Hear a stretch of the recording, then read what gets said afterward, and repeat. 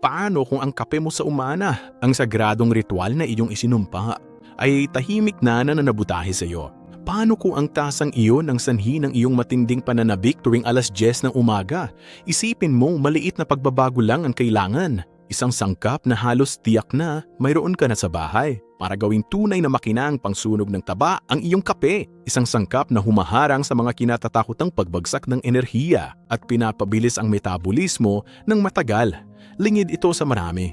Iniinom nila ang kape ng itim, may gatas o asukal, tapos lalabanan ng gutom at nagtataka kung bakit ayaw gumalaw ng taba sa tiyan. Ang solusyon ay napakasimple at malamang ilang pulgada lang ang layo nito mula sa iyong coffee maker. Isipin mo na lang ang eksenang ito, Mayol. Alam mo naman, alas 7 na ng umaga, tumunog ang alarma. Kinaladkad mo ang iyong saili papunta sa kusina, buksan ang coffee maker, at ang amoy ng bagong timpla ng kape na kumakalat sa silid ay para sa milyong-milyong tao ang pangako ng isang mas magandang araw, ang pangako ng pokus sa enerhiya at produktibidad. Malamang, narinig mo na ang kape ay nakakatulong sa pagbaba ng timbang. Pinapalakas ng kafe ng iyong metabolismo. Parang kaalaman na iyan. At totoo ito, ngunit dito pumapasok ang isang malaking hindi pagkakaunawaan. Isang pagkakamali na halos nagagawa ng lahat. Pag inom ng kape, mararamdaman ang gising at sigla sa loob ng isang oras. Nang alas 10 ng umaga, isang di inaasahang matandang bisita ang dumating. Pagnanasa, hindi lang gutom, kundi matinding pagnanais. Pagkaing matamis na may carbohydrates, isang croissant sa panabaryer, candy bar sa broiler, anumang bagay na naghahatid ng mabilis na enerhiya, sumuko ka dahil sa tingin mo kailangan mo ng sipa na iyon at nang hindi namamalayan, sinisira mo ang bawat pagsisikap mong magbawas ng timbang. Mas maraming calories ang kinukonsumo mo kaysa sa kayang masunog ng kape mo.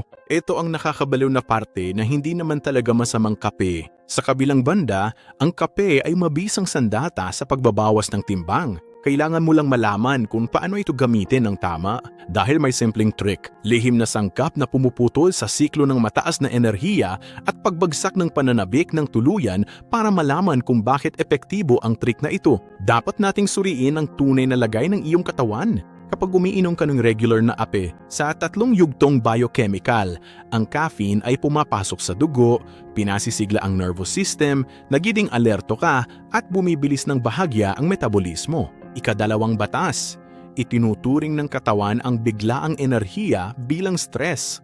Bilang tugon, inilalabas nito ang cortisol.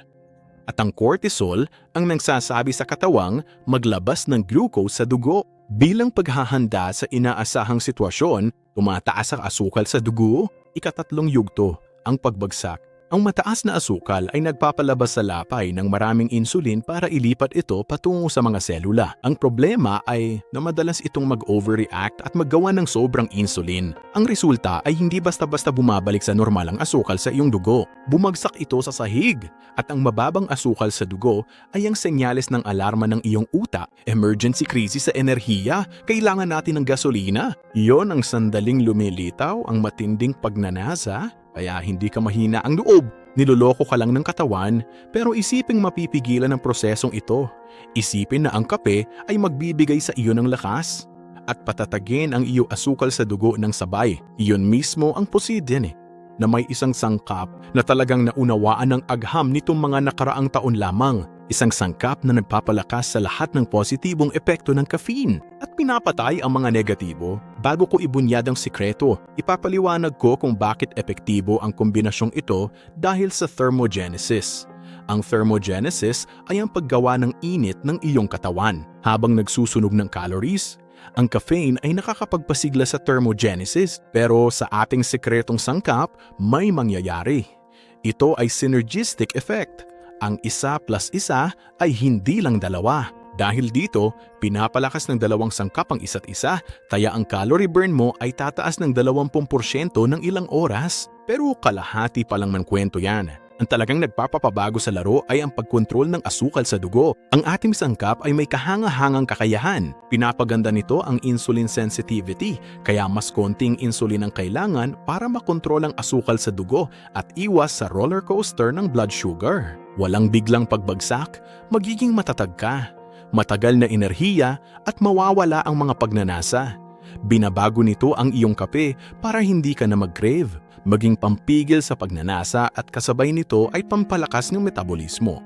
At ang sangkap na ito ay ginagamit araw-araw? Napakamapagpakumbaba na malamang ay ilang beses mo na itong hawa nang hindi hinuhulaan ang buong potensyal nito, handa na ang sikretong sangkat. Ang tunay na magpapapago sa iyong kape sa umaga ay cinnamon.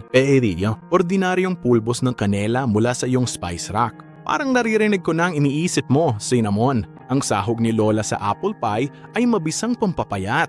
Oo naman, at ipapaliwanag ko kung bakit. Ang pulbos na ito ay may biochemical superpowers. Ang kanela ay hindi lamang pampalasa. Isa ito sa pinakamatanda at pinakamalawak na pinag-aralan. Mga halamang gamot sa mundo, ang mga pangunahing aktibong compound sa kanela ay mga pangalawang sangkap ng halaman. Partikular na ang mga tinatawag na polyphenols. Ang mga ito ay may dalawang himala sa iyong katawan. Tulad ng sabi ko, kontrol nito ang blood sugar. Ayon sa pag-aaral, ginagaya ng kanela ang insulin at pinapabuti ang glucose absorption sa cells. Ang paghalo ng kanela sa kape ay pumipigil sa biglang pagtaas at pagbagsak ng asukal sa dugo. Magiging matatag ang iyong enerhiya at maiiwasan ang pagnanasa. Pangalawa, ang mga aktibong sangkap ng kanela at ang caffeine sa iyong kate ay papasiklab sa thermogenesis na ating napag-usapan. Ang iyong katawan ay nagiging isang maliit na pugon. Mas mabilis na calorie burn nang walang kahirap-hirap sa pag-inom lang ng kape. Ganito ang tamang paraan. Dahil mahalaga ang mga detalye, una, ang halaga, hindi mo sinusubukang gawing sopas na kanela ang kape mo. Isang maliit na kurot hanggang sa kalahating kutsarita ang maximum. Sapat na ang halos 1 gramo na yan. Hindi mas mabuti ang mas marami. Pangalawa, ang kalidad kung mayroon kang pagpipilian. Gumamit ng Ceylon cinnamon kaysa Cassia cinnamon. Ang Ceylon ay tunay na kanela at mababa sa kumarin na masama sa atay sa mataas na dosis, pero ligtas sa daming gamit natin dito. Pwede na ang regular na Cassia cinnamon sa grocery. Pangatlo, magtimpla ng kape, ihalo ang kanela sa iyong tasa at haluin. Mas mainam ihalo ang kanela sa giniling na kape dahil baka mawala ang mga sustansyang madaling masira sa init. Pang-apat na pagkakapare-pareho. Mas mabisa ang trick kung gagawin itong gawi. Isama ang iyong cinnamon coffee sa iyong pang-araw-araw na gawain sa umaga. Ano ang maaari mong makatotohanang asahan? Huwag magkamali ha, hindi himalang lunas ang kanela pambawi sa masamang dieta o kulang sa galaw. Napakalakas na tool nito na may malaking epekto sa unang linggo. Mapapansin mong wala na ang craving sa umaga. Mas busog at mas kontento pagkatapos ng ilang linggo, kasabay ng makatwirang pagkain. Mapapansin mo na nagsisimula ng gumalaw ang iskala at lalo na yung matigas ang ulong taba sa tiyan na nagsisimula ng lumiit. Dahil doon mismo lumalabas ang mga pagbabago sa asukal sa dugo. Pinakakapansin-pansin kaya't ating balikan. Isang maliit na kurot ng kanela sa iyong kape sa umaga. Yun lang, ang simpleng gawin na ito'y ay nagpapatatag ng blood sugar, pumipigil sa pagnanasa at pinapabilis ang fat burn ng ilang oras. Di kailangan bumili ng mahal na shakes o sumunod sa mahirap na diet. Ina-upgrade mo lang ang morning routine mo. Mag-subscribe na sa aking YouTube channel para sa iba pang ganitong content.